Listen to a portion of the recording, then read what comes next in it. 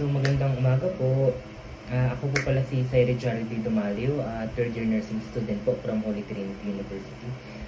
Kamusta naman kayo, ma'am? Okay naman po. Okay naman po. Ano pong pangalan niyo, ma'am?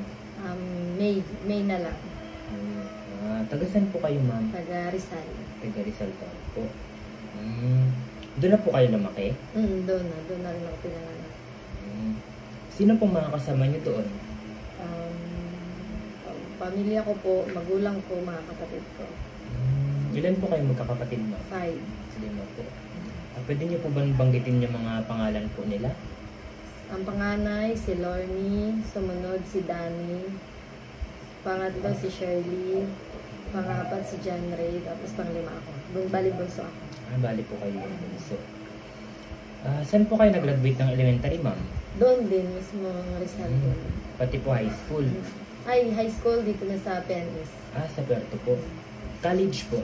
College, K-12 lang. Okay po, K-12. Bakit hindi na po kayo nagpatuloy ng kolehiyo, ma'am? Wala na na-short na sa budget. Tapos nung time na yun, yung father ko, yun na yun yung nagka-TV siya. Kaya naghinto na lang muna ako. Tapos nag-work ako sa El Nido. Opo. Ilang taon po kayo nagtrabaho sa El Nido, ma'am? 4 years. Tagal din po pala. Bali po nung nagtrabaho kayo sa El Nido, kayo lang po mag-isa doon? Wala po kayong kasama na kamag-anak? Ay, meron. Doon ako nagtira sa tita ko sa Corong-Coro. Maayos din naman po ba yung pakikisama sa inyo ng tita niyo doon? O hindi naman po? Okay naman. Okay naman po. So ngayon, ma'am, saan kayo ngayon, ma'am? Dito sa Puerto, San Jose. Okay po, sa San Jose. Ano bang pinagkakabalan niyo ngayon, ma'am? Ngayon, maliit lang, karinderya. Minsan magbukas, minsan hindi. Masaya naman po ba kayo, ma'am, sa ginagawa niyo po ngayon? Masaya naman. Okay naman. Maganda naman yun. Okay po. Sinong kasama niyo dun, ma'am, sa may karinderya po? Si Ading. Yung kasintahan ko, lesbian. Ilang taon na po kayo, ma'am? Ano na, ng 1 year in 3 months. Okay po. Paano po kayo nagkakilala ni Sir Ading po? Bali, tropa niya yung pinsan ko, si Bimboy. Tapos parang nagkita kami sa bahay ng tita ko kasi yung mga tita ko kaklose niya na rin yung time na yun. So, parang gano'n lang, biglaan lang. Okay. So, kamusta naman po yung pakikisama niya sa inyo? Okay naman, okay kami. Okay naman po ba yun? Hindi may iwasan ng away pero hanggang doon lang. Doon po ba sa inyo, sa mga kapitbahay niyo po, wala naman po kayong nakaka-away? Wala naman. Wala naman po. Ma'am, nabanggit niyo po kanina, no? Dito po kayo nag-K-12 sa Puerto. Wala po bang K-12 sa Rizal Town? Meron naman. May K-12 sa Rizal. Tapos nandoon din yung course na kinukuha ko sa Rizal. Kaya lang nung time na yun, pag K-12 ako, grade 11 dito hanggang grade 12. Bali nag-decide ako na sa Puerto kasi ang alam ko yung Puerto kasi maraming pagkakitaan. Tapos nung time na yun kasi hindi na ako nila kayang paaralin. Kaya mas nagpursige ako na dito na sa Puerto mag-11 tsaka 12. Tapos bali nag-apply ako habang nag-aaral, nagtatrabaho. Nag-apply ako sa Globe. Nag-apply ako dyan sa may Globe. Kami ng mga SIM card, yung mayroon kayong yung mga ganun.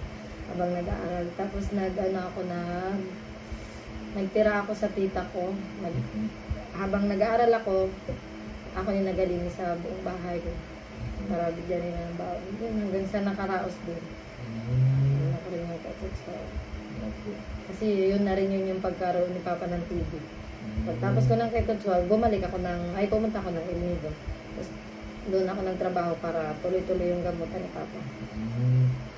Bali po, kayo po yung nagbibigay po kay Papa niyo po ng pampagamot? Opo.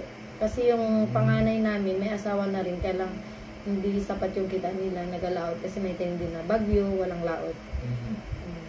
Ay, yung pangalawa naman po. Yung pangalawa, may pamilya na rin sila. Tapos hindi rin ganun ka ano ng ano nila buhay. Opo. Kaya ako, walang pamilya pa. Pati yung sinundan ko, nagalaot din siya. Kaya lang, hindi sapat yung binibigay niya kay mama. Kaya parang tinutulungan ko na rin siya. Okay po. Ngayon po ba nakakapagpabigay pa po ba kayo ng income niyo po sa tatay niyo para po sa gamutan niya? Oo, ngayon, nakakaano naman din kami. Pag meron, bibili kami ng gamot. Mhm.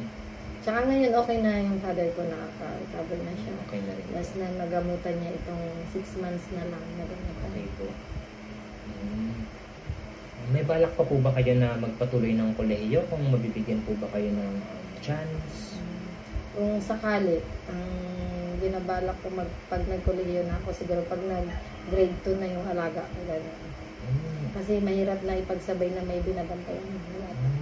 Parang syempre, hindi mo matutukan yung paglaki ng bata. Siguro pag grade 2. Ano niyo po yung binabantayan niyo, ma'am? Bali, parang tinuring na rin po namin na anak.